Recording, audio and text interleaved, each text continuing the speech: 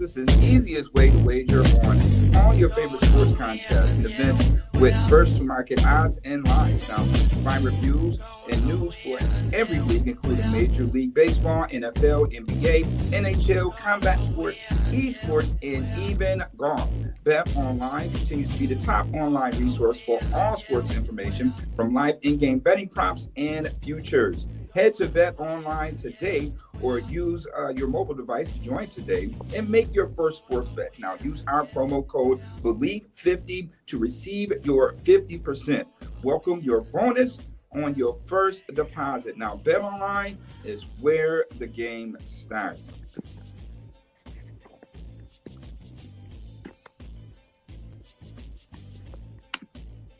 What is going on, everybody? Welcome to another episode of Bleav in Bills. We got the legendary Muki Hawkins in the building, legend in 2 games. I'm Justice General Rafford, and we're here today. We're going to talk a little bit about the defense. But first, I want to check in on my man, Muki. How you doing today, bro?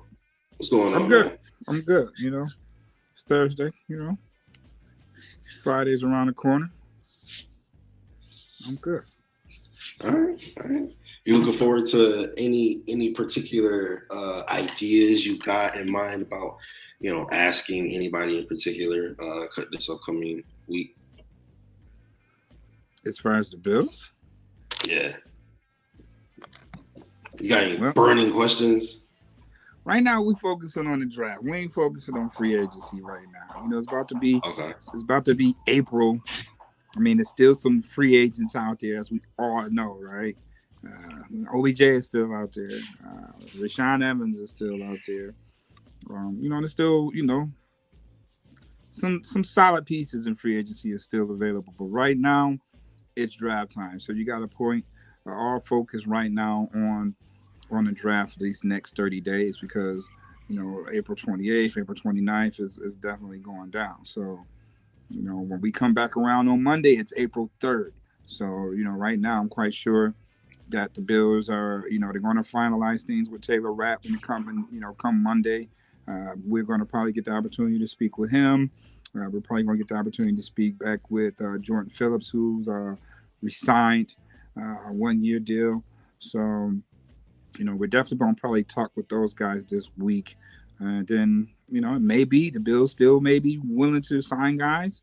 But, I think more or less right now they're just going to focus on the draft. And don't believe that, some things can still happen in the draft now, all right? People can get traded during draft day, as we saw last year. Mm-hmm. And not gonna lie, I fully expect somebody to get traded during draft day this year. I'm not gonna lie to you, I really do. I kind of feel like it might be Ed Oliver, but we'll see what happens there. All right.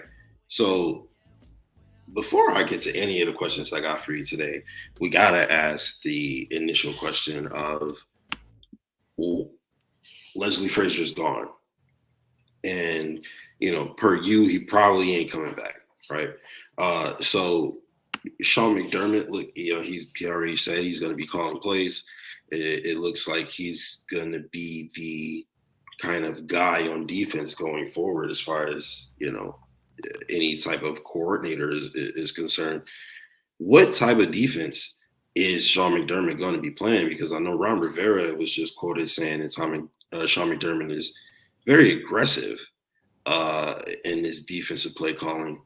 And sometimes it gets a little too aggressive. Now, what we've seen from him as a head coach is certainly anything but aggression in most moments, especially on defense. So what do you make of that quote, and what do you think his defense is going to be going forward? It's going to pretty much be the same. I mean, it's going to be the same. I mean, I would love to see some sort of changes. I mean, that's the big question mark, right? What is Coach McDermott going to do now that he is the sole control play caller? I know for years and years, the past 4 years, it's been this notion, okay, is it Frazier's defense or is McDermott's defense? Is it Frazier who's calling the plays? That nature. Now that Frazier is out of the equation, we all know that it's McDermott. So if things stay the same, guess what? We know that it was McDermott all along. But if certain things change and, all of a sudden the defense are playing better, then we're going to say, hey, it was Frazier's defense and Coach McDermott, enhanced some things. But I think that he has to do that. You can't not play the defense the same way you did last year, because guess what? Teams are going to just pick up where they left off at, running the ball on you at will, and converting on third down at will, which we, saw. If it wasn't really for the offense scoring more points than the other team, then basically you get what you saw versus Cincinnati. So he has to do something different defensively. If not, then it's not going to be a good start for the up and coming season. Okay. All right. So let's go into fantasy world a little bit, and let's pretend that week 1 starts right after the draft, right? We look at who we currently have on our defense. You take a look at the defensive line. You got Rousseau, Oliver. You want to have Miller back for a little while, but you got Muki Basham, Jay Epineski. You got that defensive line. Baylon Spector, Tyrell Dodson, obviously Matt Milano, Tyler Metakavich. That's your linebacking core, really. And then, of course, you have your secondary is straight. Your secondary is very straight, right?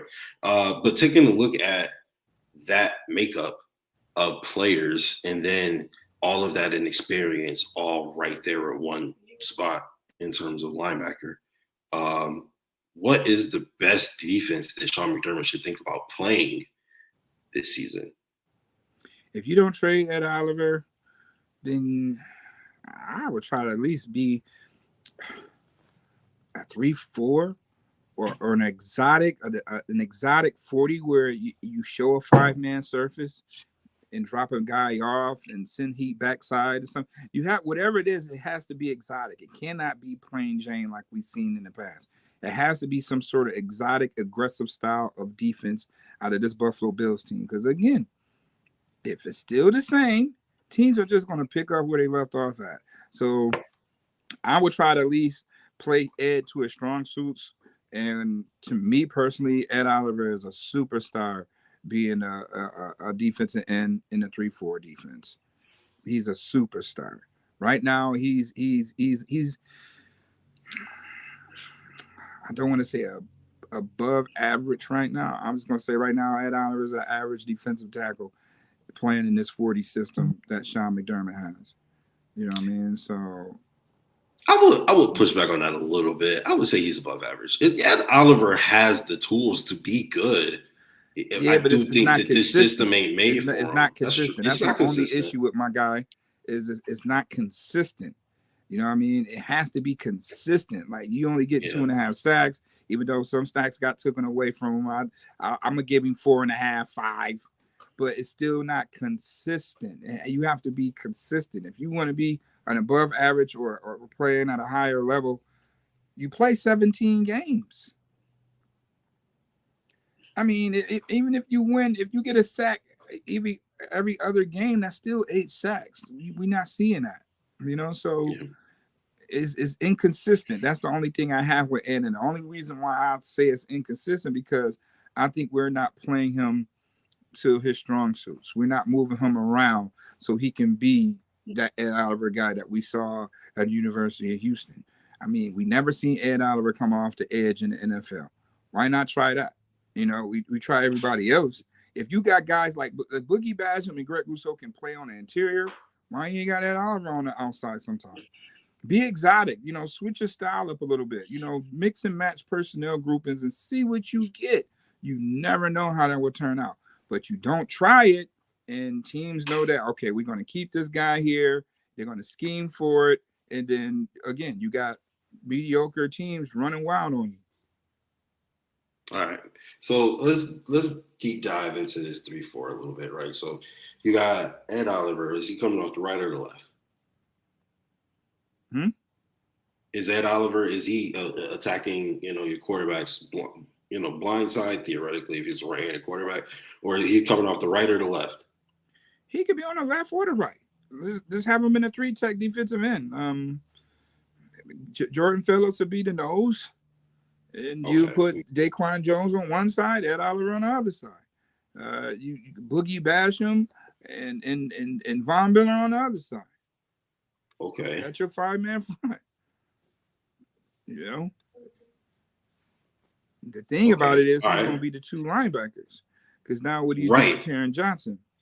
That's the That's whole exactly thing what I was about going to say. that. You know what I mean? So, I mean, All right. Hold on. Okay. So we got Ed Oliver, Jones in the middle. Who was the other DE? Phillips would be in the middle, and you put Jones, Daquan Jones, as the other 3 tech defensive Okay. end. All right. All right. Okay. I can see this. You would be depending a lot on Boogie Basham in this scenario, though. He would have to take a much bigger role in his defense. You think and not only that, but before we even get to that, we got to ask the question of who replaces Von Miller before he comes back. Who would take that role here? Right now, it had to be AJ Espinosa.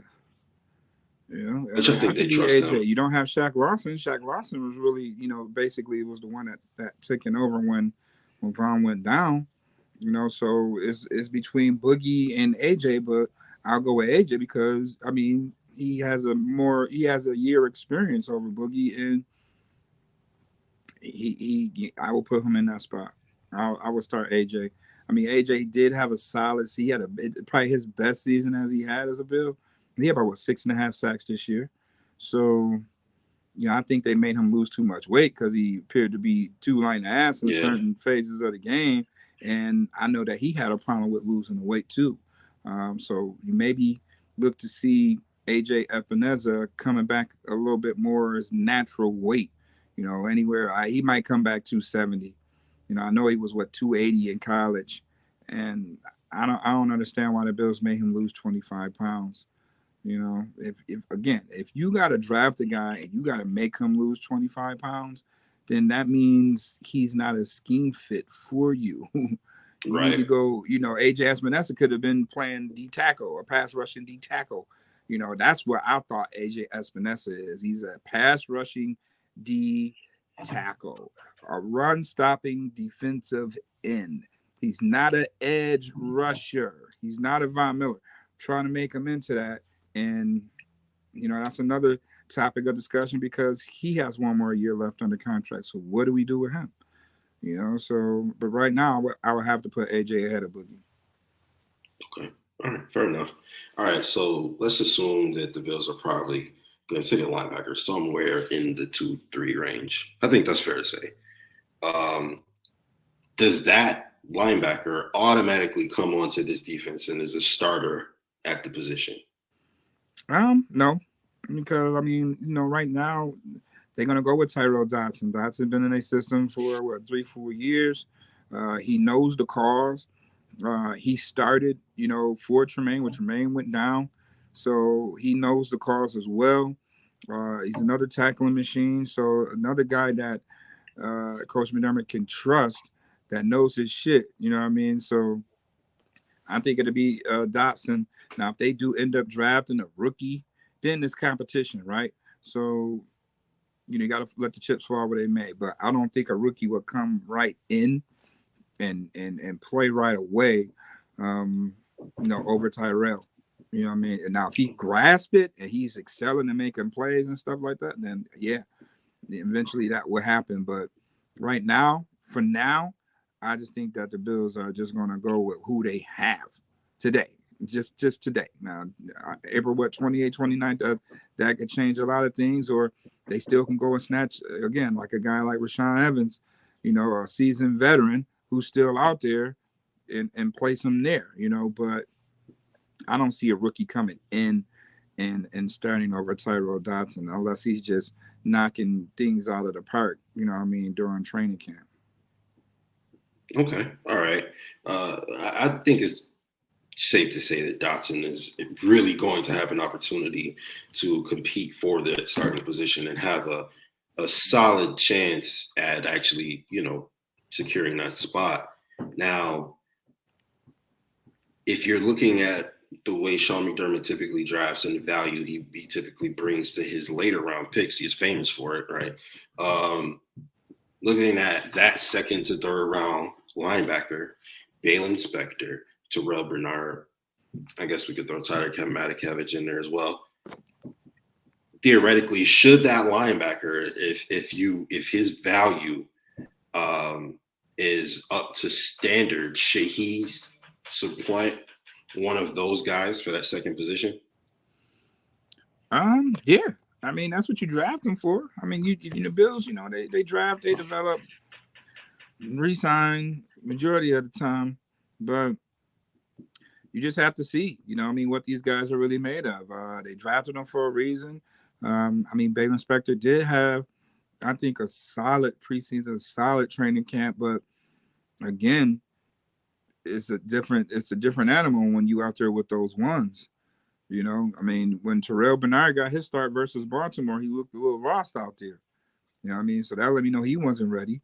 So if he wasn't ready, I can't say if Balen Spector was ready, but he wasn't getting quality reps like Terrell Bernard. And Terrell Bernard, to me, at that point in time, looked a little lost in that Baltimore game, to the point where you didn't really see Terrell Bernard the remainder of the year there, if you peep game a little bit there. So I don't know. And that's why Bills fans said, well, we got to go either get a veteran or we got to draft another guy.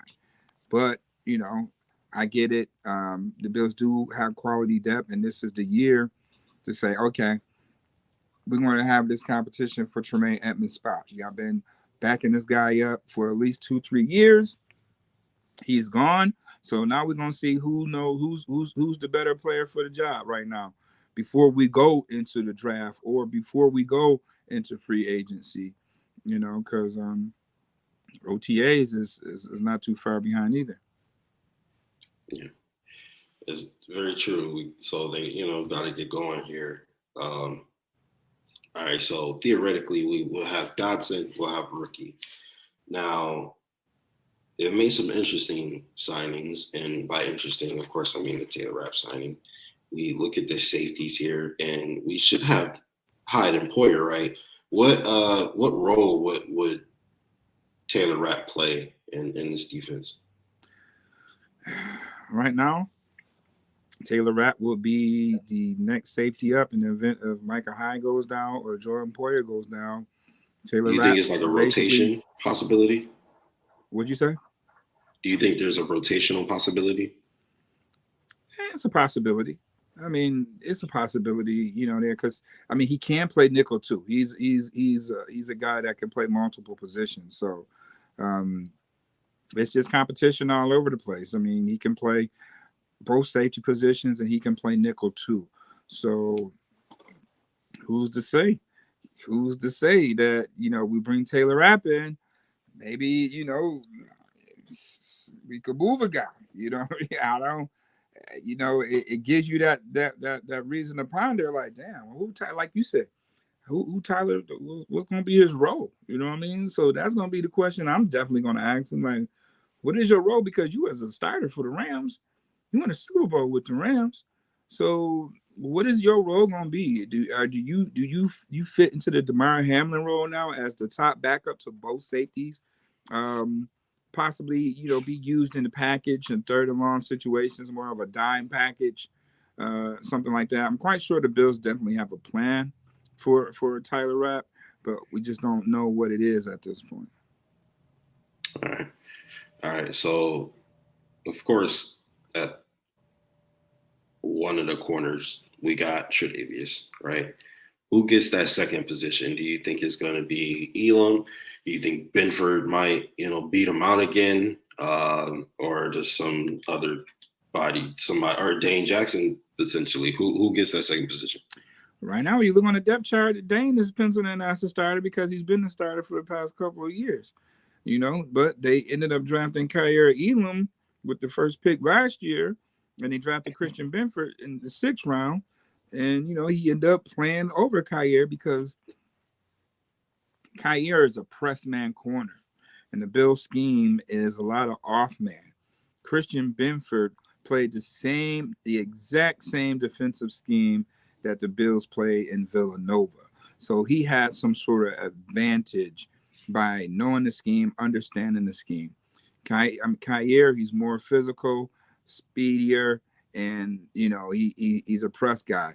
So that was the only thing that was different to me. But I didn't think Kyer Elam had I think he played well as a rookie his rookie year. I I think agree. he just didn't give enough. He wasn't given more opportunity as I thought he should have got.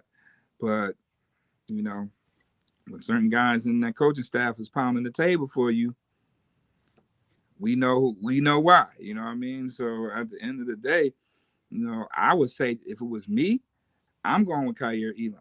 Me to be our starter. We drafted him to be that way, and I'm coming in with him as the starter right now.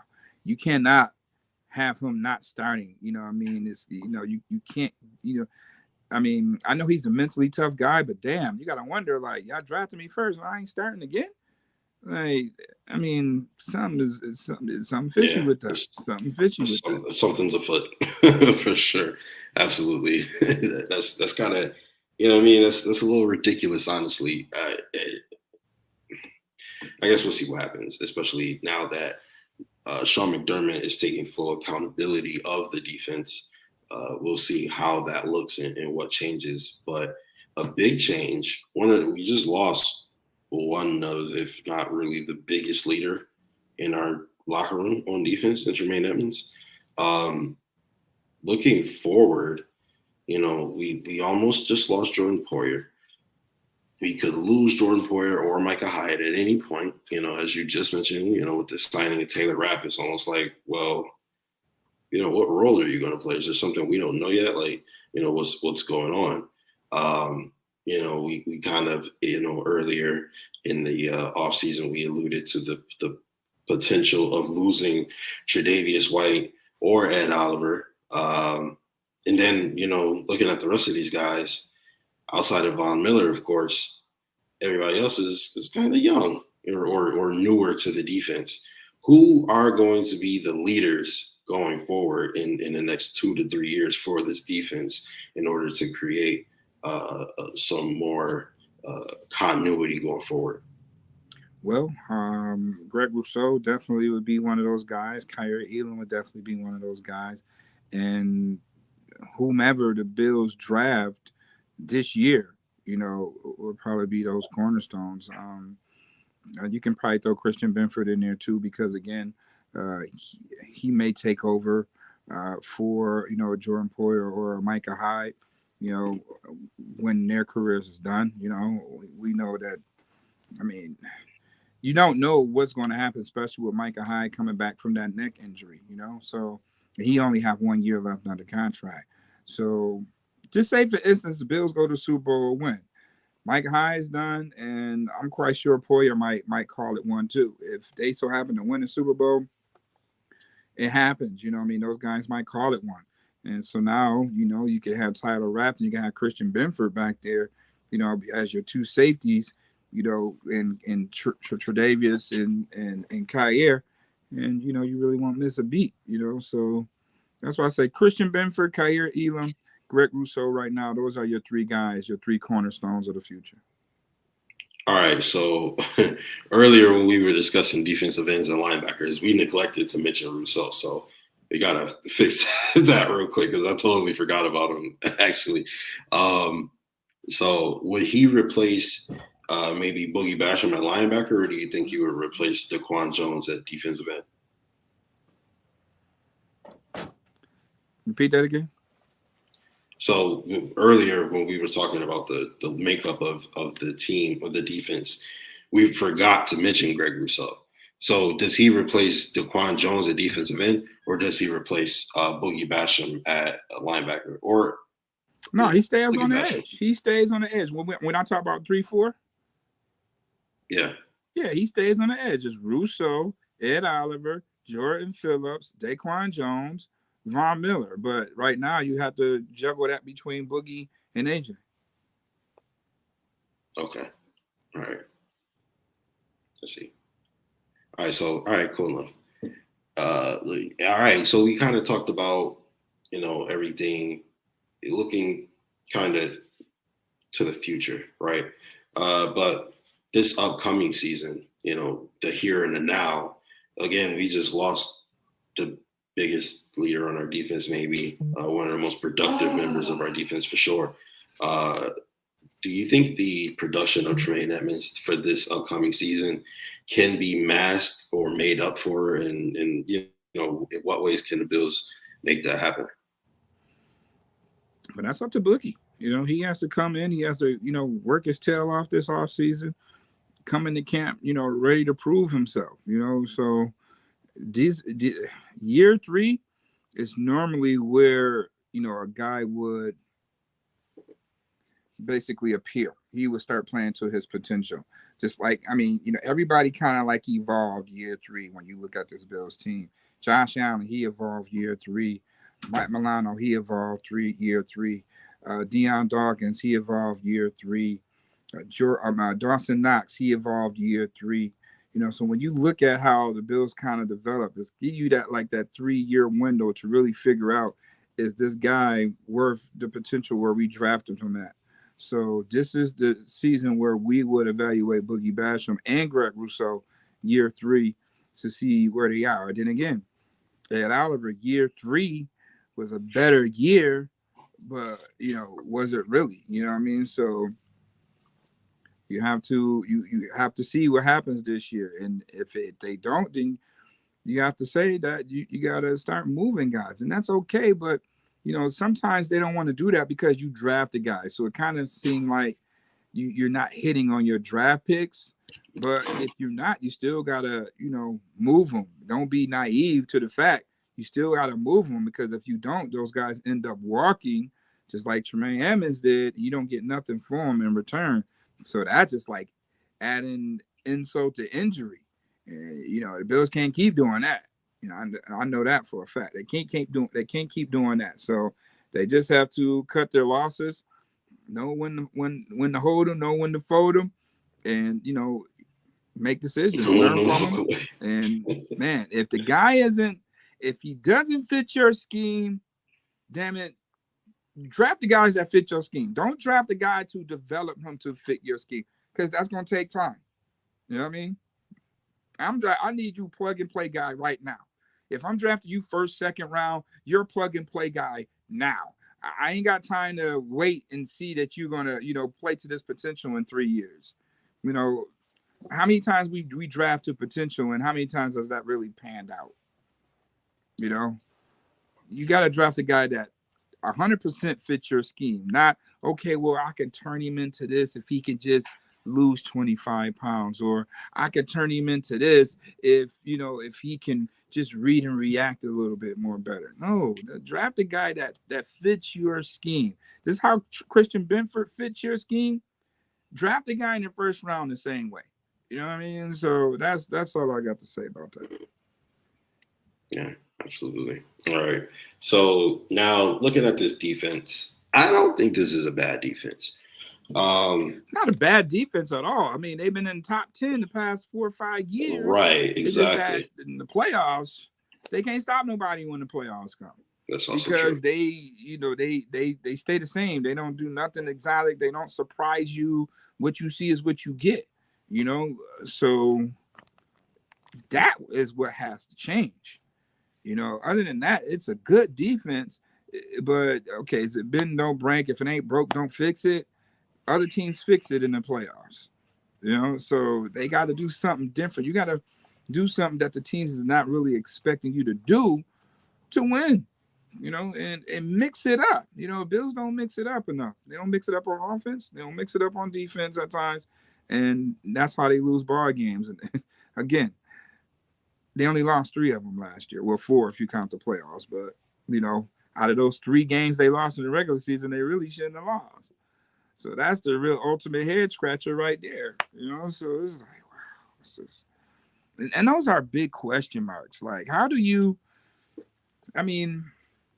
we touch on the bad points, the negative points a lot with this team, but in all actuality, they won 14 games and lost 3. And you see where this team could be so much better than what their record showed and how they played.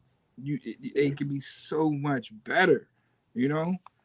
They're And it's very amazing sloppy. that they was 14-3. Yeah, But they're the extremely room for sloppy. improvement is like still off the charts for this team. Yeah, they're sloppy. They're undisciplined. And it really does show up on game day. The way they just fumble anywhere on the field. Of course, they're talented enough to make up for all of this, but you typically don't see this from championship teams where it's like, oh, like you think back to the Patriots dynasty. They're a well-oiled machine. They didn't make mistakes. They let you beat yourself off of the mistakes that you made. And you look at the Chiefs; they don't really make that very many mistakes either. Of course, Patrick Mahomes, it has a high turnover rate, but they really don't see them making too many mistakes. The Bills make a ton of mistakes. The penalties come at very inopportune times, but again, their talent is good enough to make up for it. So you got to imagine if they actually were disciplined, or I mean, I don't want to call them undisciplined, but like if they were more disciplined uh, how great this team can be. But now it's time to put a face to this name. We got one hole here on the starting lineup, right, on the depth chart. This rookie, this big old R there, right? They're at the linebacker position, right next to Tyrell Dodson, right? In Mookie's world, this is best case scenario. Wherever you want to draft him, if he had the perfect opportunity where you were able to trade back the first pick, getting the second pick and the second, third round pick as well. Who is the linebacker you would like to see fill this role? Tell me a little bit about why they would work in this defense. I mean, you can make an argument for just about every linebacker that you see on a mock draft for the Bills.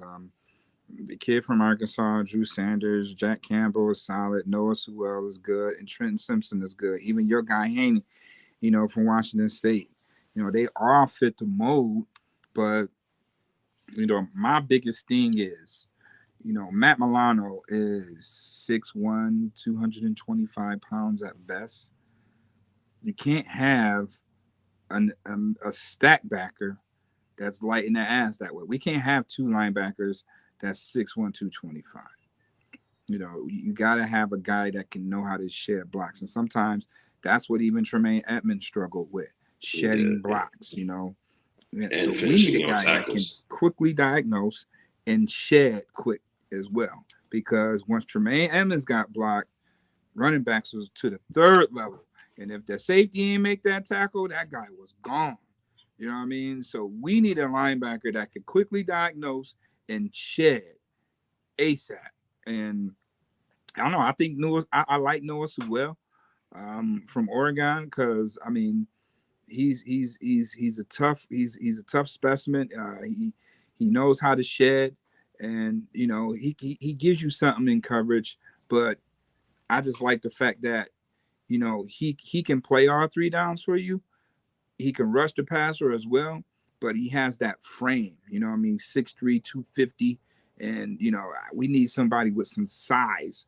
Pause. In the middle there, but Jack Campbell, he's 6'5", 240. He can fit the bill, and Drew Sanders, he can fit the bill as well. But he wasn't converted. He was a pass rushing linebacker converted to the interior. So you like what you like, and we're going to see out of those three guys, out of those four guys.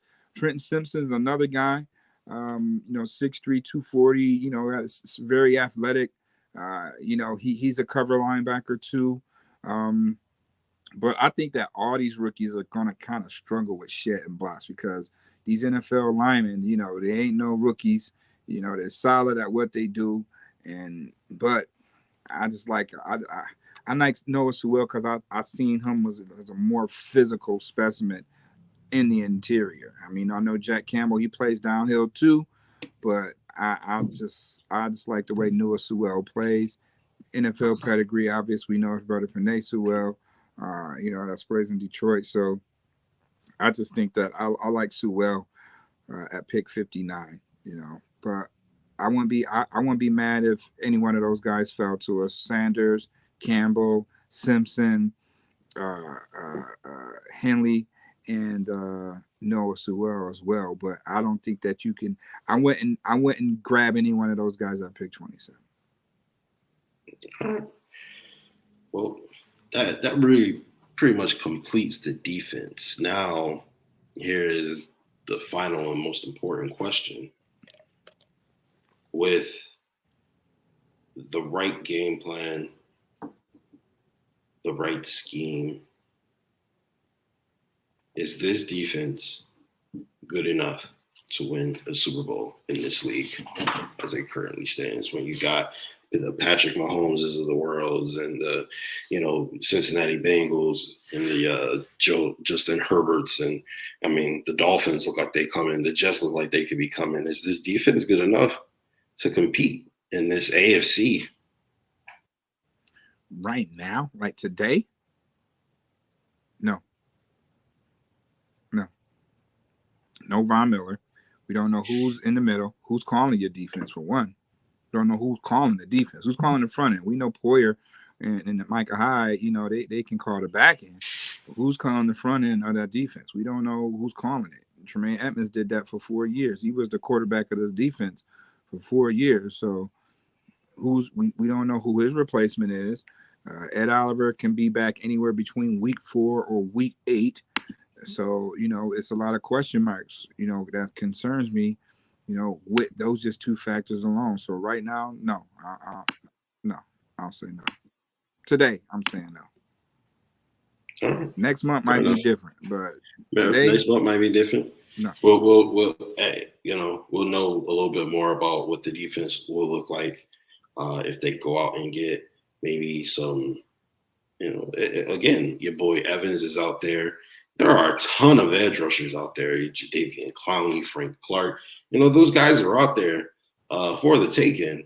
And if you can get them to, Bleav, in your process and what, you're trying to accomplish, they might be willing to, come in and take a little pay cut in the interest of, winning a championship. So, we'll see what that looks like. But, all right, we're going to go ahead and get into the final segment, of course, as we always do here.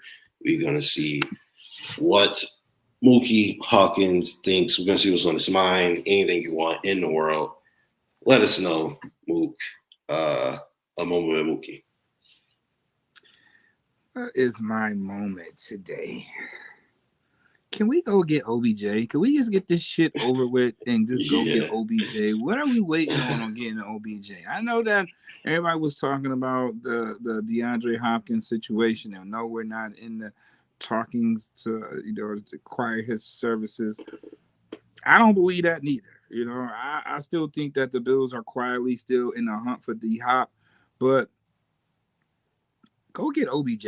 Get this shit over with. You need another guy on this offense that defenses fear. If you want to be, that elite Super Bowl team, go and help Stephon Diggs out and Gabe Davis out and get another guy that defenses fear. They can't play 7 men in coverage if you just go get another true threat. Help them out. You need a trio. You don't need a duo. You need a trio. Kansas City, they do it as a trio, not a duo.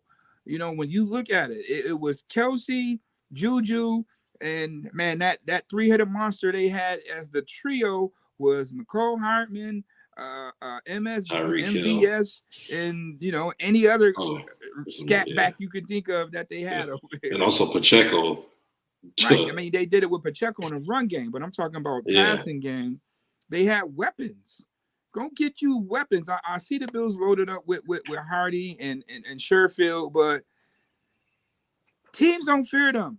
Go get a guy that they fear. Like, damn, that's OBJ over here, and Stephon Diggs over there. Oh, damn, they're on the same side. So if you put OBJ and Steph Diggs on the same damn side, who you doubling? You can't double both of them. That's a matchup nightmare. That's going to drive defensive coordinators crazy. So please go get OBJ. Please make it happen. So, all right, guys, that's gonna do it for us. We went over the defense. We put this roster together a little bit, see what it might look like, and of course, we'll see what it looks like a little bit more in a month, and we'll revisit this, and we'll ask Coach again if the defense looks like it can compete and win the championship, because this AFC is stacked. So, listen, man, it's not like it's a knock against anybody. It's AFC is crazy, So we'll see what happens. But, Coach, go ahead and send us out. They say the Bills ain't got money to go get OBJ or D-Hop. Do you Bleav? Bet Online is the fastest and easiest way to wager on all your favorite sports contests and events with first-to-market odds and lines. Now, find reviews and news for every league, including Major League Baseball, NFL, NBA, NHL, combat sports, esports, and even golf. Bet Online continues to be the top online resource for all sports information, from live in-game betting props and futures. Head to Bet Online today or use your mobile device to join today and make your first sports bet. Now, use our promo code Bleav50 to receive your 50%. Welcome your bonus on your first deposit. Now, Bet Online is where the game starts.